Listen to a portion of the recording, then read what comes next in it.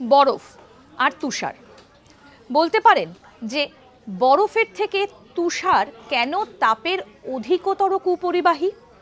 মানে যদি একটু ভালো করে বলি তাহলে এটা বলতে হয় যে বরফের থেকেও তুষার হচ্ছে তাপ পরিবহনে আরও বেশি কুপরিবাহী। কারণ কি? কারণ হচ্ছে এই যে তুষার, তার গঠনটা কেমন, অনেকটা পেঁজা তুলোর মতো।